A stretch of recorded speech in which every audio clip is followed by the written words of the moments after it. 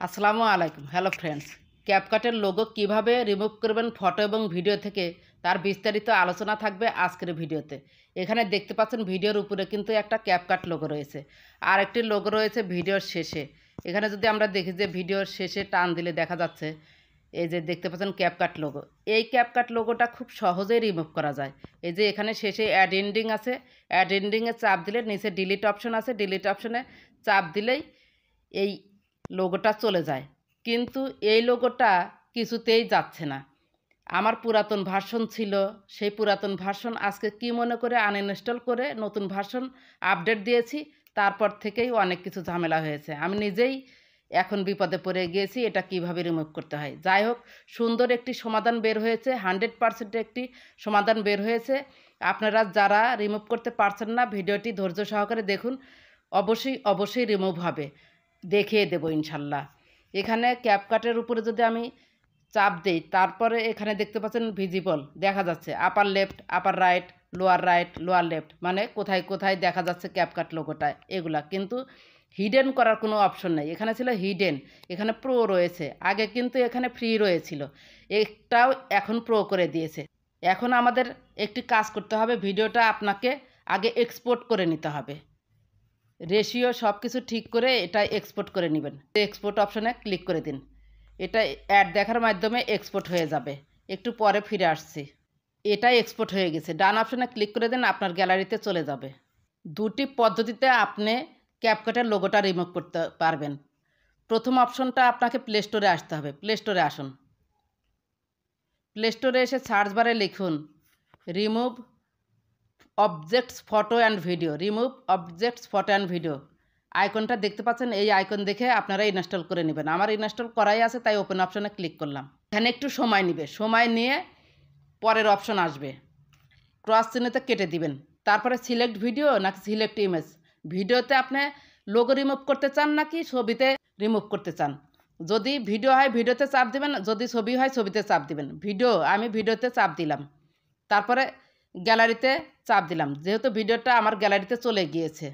এই যে দেখতে পাচ্ছেন ভিডিওতে ক্লিক করুন। এই যে এখানে কিন্তু ক্যাপকাটের লোগোটা রয়েছে।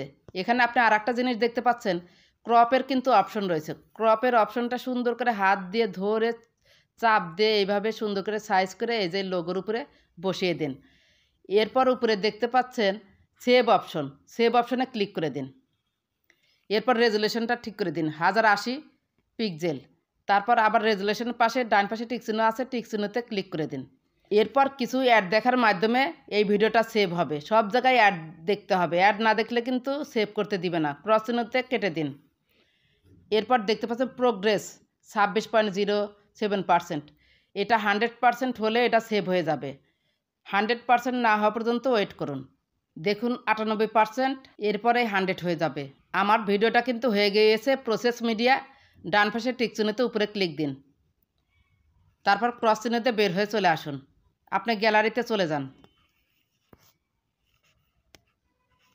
আপনাদের দেখাচ্ছে গ্যালারিতে চলে যান।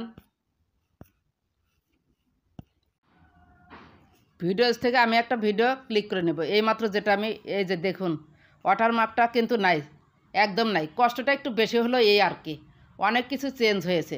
চলুন আরেকটি পদ্ধতি আমি দেখিয়ে দিই। ক্যাপকাট অ্যাপে ক্লিক করুন। এখানে এসে উপরে দেখতে পাচ্ছেন সেটিংস আইকন, গিয়ার বক্সের মতো দেখা যায়, ক্লিক করুন। এরপর এখানে দেখতে পাচ্ছেন ক্লিয়ার ক্যাশ, এখানে 00 করে নেবেন। ক্লিয়ার ক্যাশে ক্লিক করুন, কনফার্মে ক্লিক করুন, 00 হয়ে গেল। এখন কথা হলো দ্বিতীয় অপশনটা আমার মোবাইলে নেই, অনেকের মোবাইলেই আছে। ক্লিয়ার ক্যাশ এবং ভার্সনের মাঝখানে দেখতে পারবেন বিজনেস ক্রিয়েটর মোড ডান পাশে চালু করে দিবেন। যাদের আছে তারা ভাগ্যবান। ওইটা চালু করে দেওয়ার সাথে সাথেই আপনার যে কোনো ভিডিও বা ছবি যদি ক্যাপকাট অ্যাপ দিয়ে এডিটিং করেন, তাহলে এডিটিং করার সময় আপনার লোগোটা থাকবে না। আর যাদের বিজনেস ক্রিয়েটর মোড এই অপশনটা নেই, তাদের ক্যাপকাটে একবার ভিডিও এক্সপোর্ট করতে হবে, তারপর আবার রিমুভ ফটোস ওইটা দিয়ে একবার এক্সপোর্ট করতে হবে। মানে ডবল খাটনি করলে আপনার ক্যাপকাট লোগোটা রিমুভ হয়ে যাবে। আশা করি ভিডিওটি বুঝতে পেরেছেন। ভিডিওটি যদি একটু ভালো লেগে থাকে বা আপনার একটু উপকার হয়ে থাকে, প্লিজ লাইক কমেন্ট সাবস্ক্রাইব করে সাথেই থাকবেন। ভালো থাকবেন, সুস্থ থাকবেন। আল্লাহ হাফেজ।